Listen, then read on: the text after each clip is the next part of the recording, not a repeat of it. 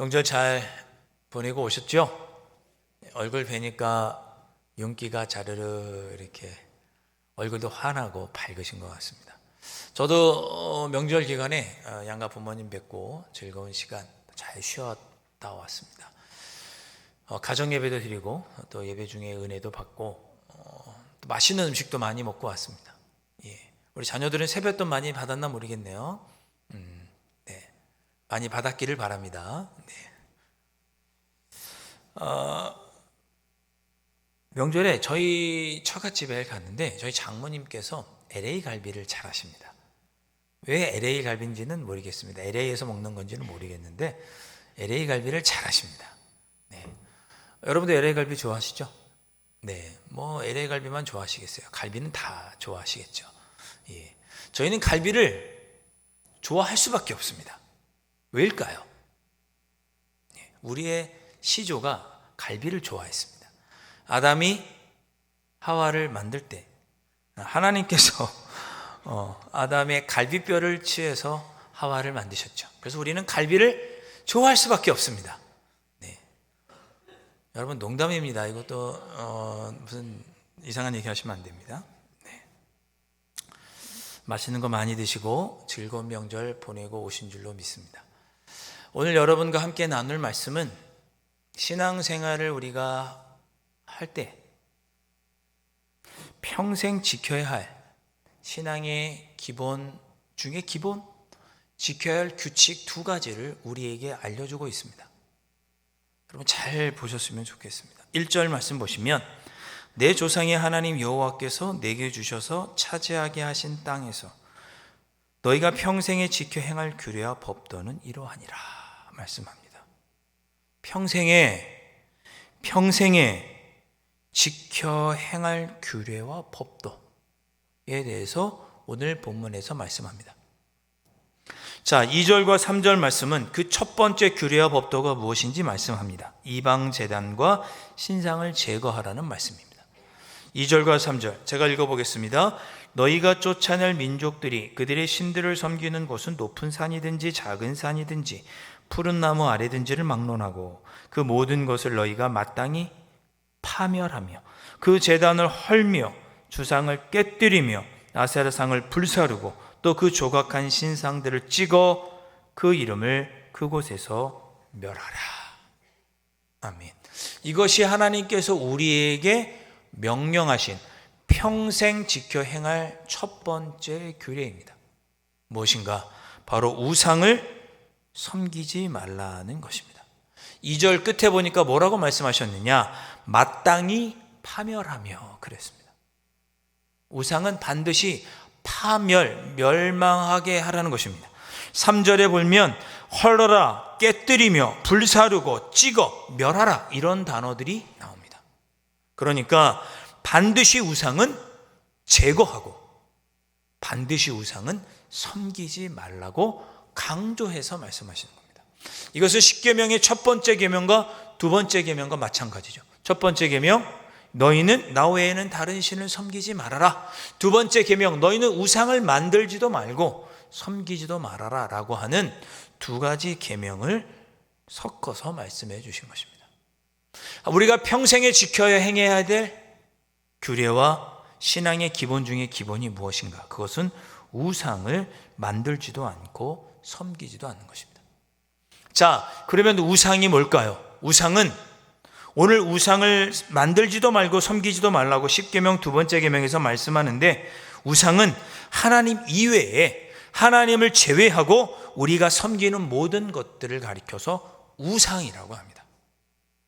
우상은 어떤 조각이나 어떤 그림이나 어떤 형상이 아니고 하나님을 제외하고 우리가 섬기는 모든 것을 가리켜서 우상이라고 말합니다.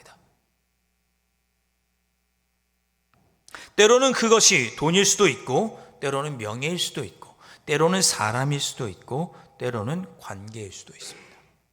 하나님보다 내가 우선하여 섬기는 그 모든 것들은 우상입니다. 목사님들도 우상에 잘 빠지죠. 어떤 우상에 빠질까요? 명예라고 하는 우상에 잘 빠집니다.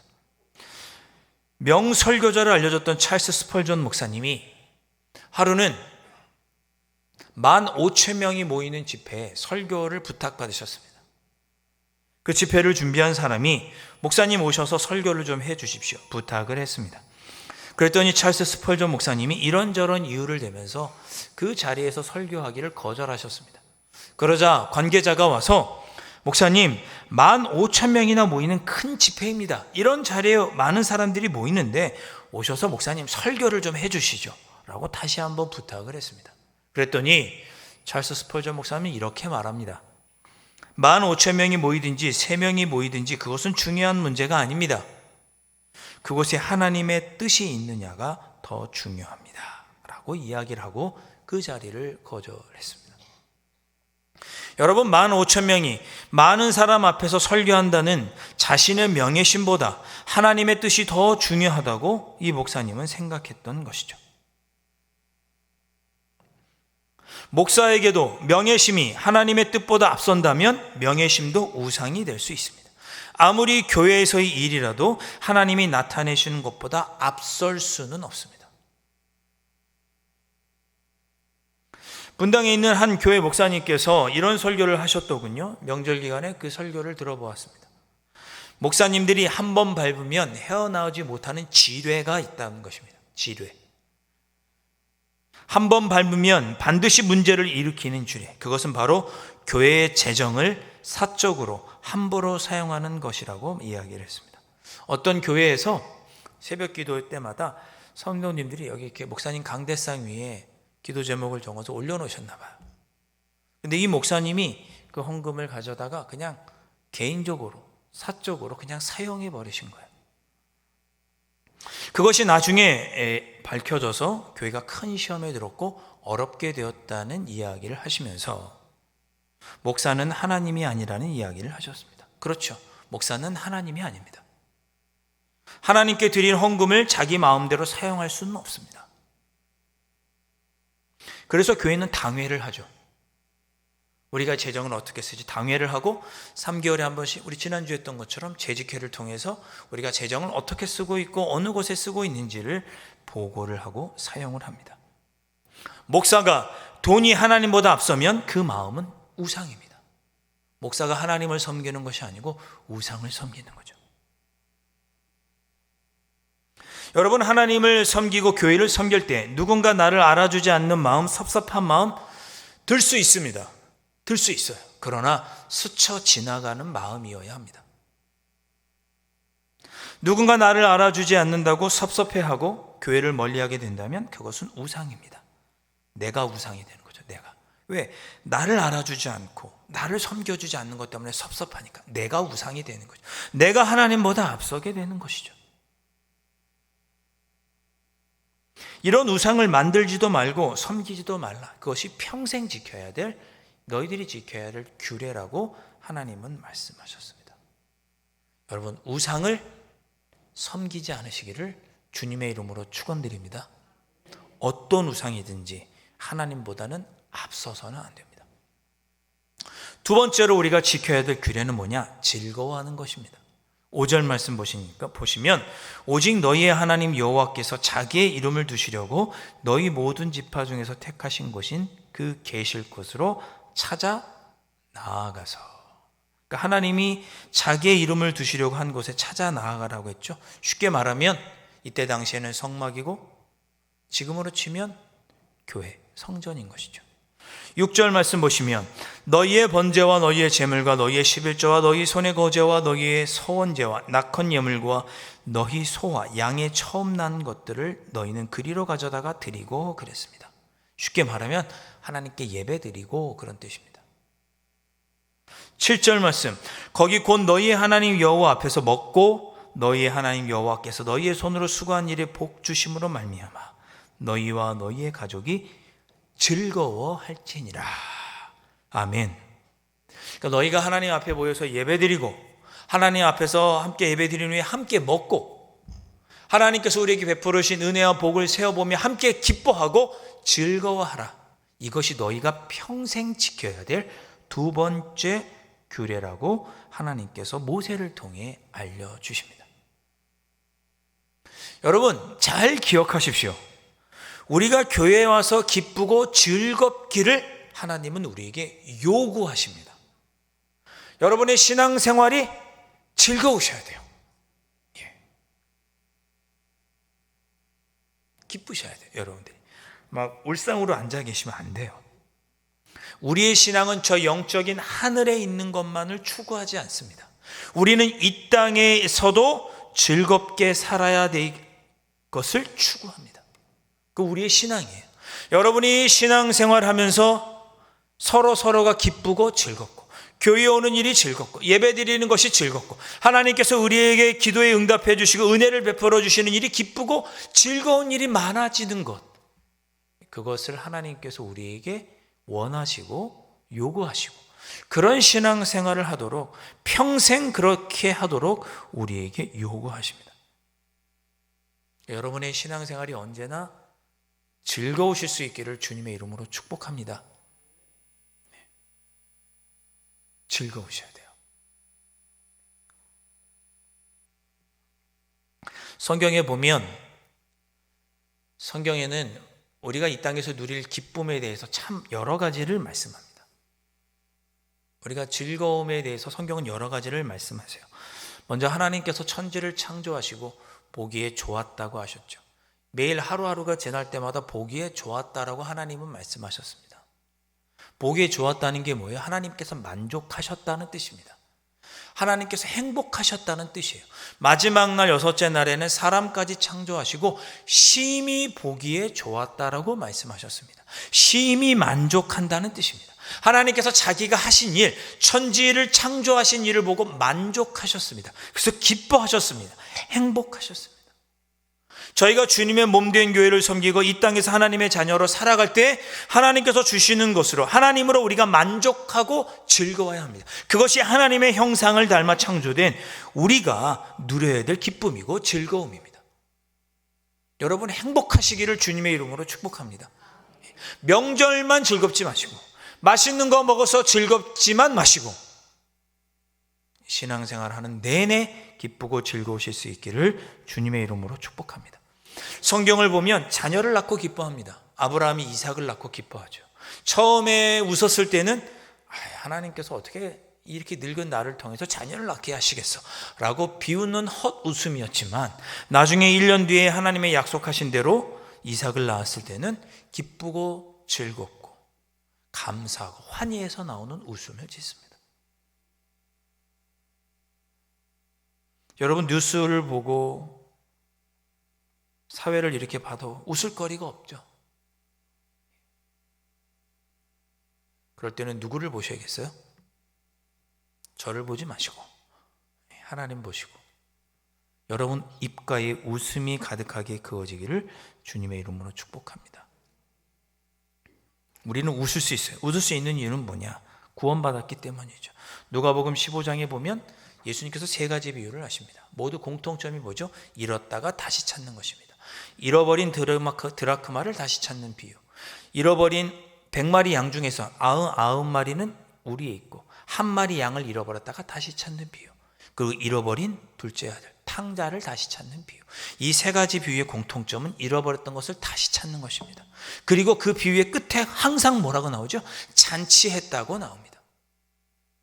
잃어버린 것을 다시 찾고, 즉 다시 찾은 구원의 기쁨으로 기뻐하게 되는 것이 누가복음 15장에 나오는 세 가지 비유의 공통점입니다.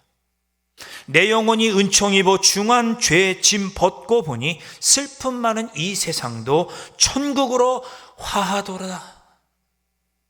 비록 내 삶에 힘들고 어려운 일이 있어도 구원의 기쁨으로 말미암아 기쁘고 즐거울 수 있는 것, 그렇게 기쁘고 즐겁기를 하나님은 우리에게 원하십니다.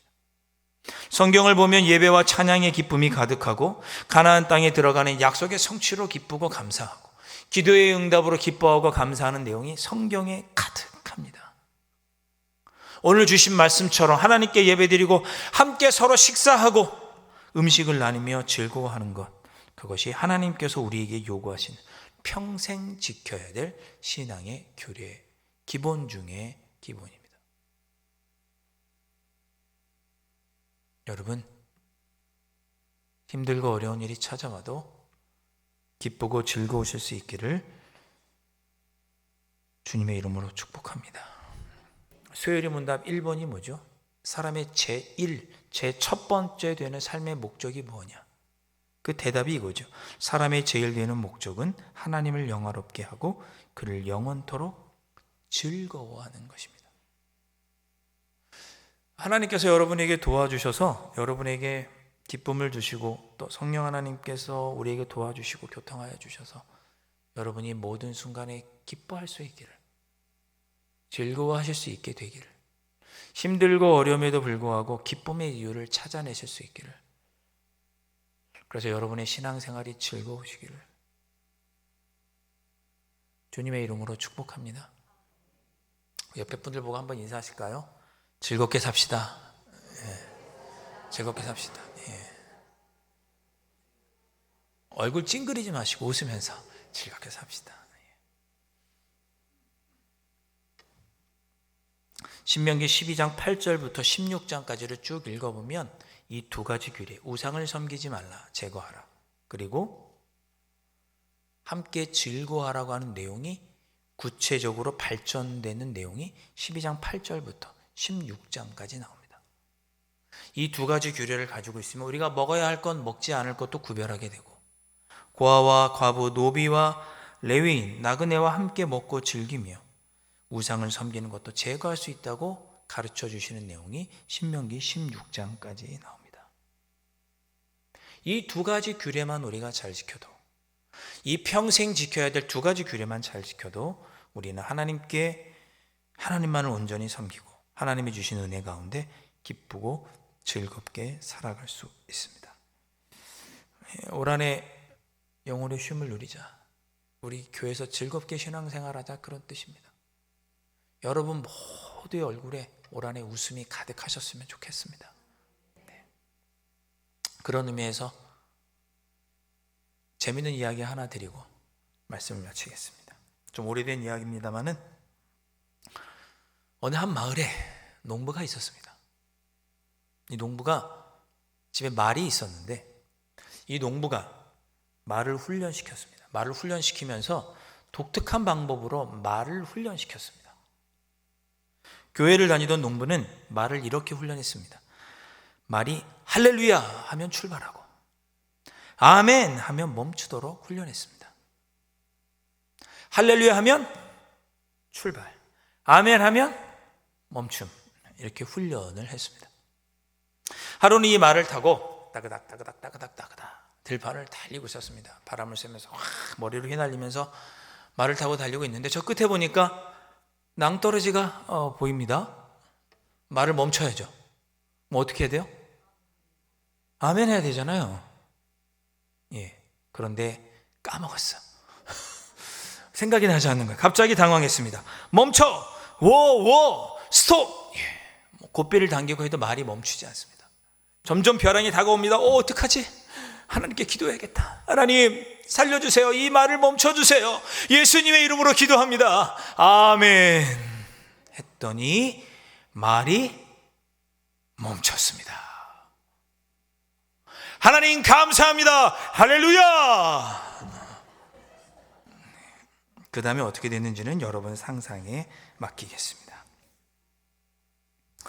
여러분 늘 주일마다 이렇게 활짝 웃으시고 기뻐하시고 즐거우셨으면 좋겠습니다.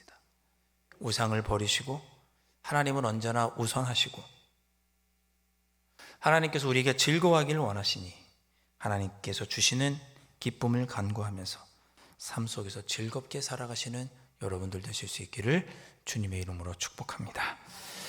자, 우리 그렇게 기쁘고 즐겁게 살아가겠습니다. 주님 저희에게 구원의 기쁨과 감사를 주셨으니 저희들 기쁘고 즐겁게 살아가겠습니다. 다짐하면서 우리 함께 찬양하면 좋겠습니다.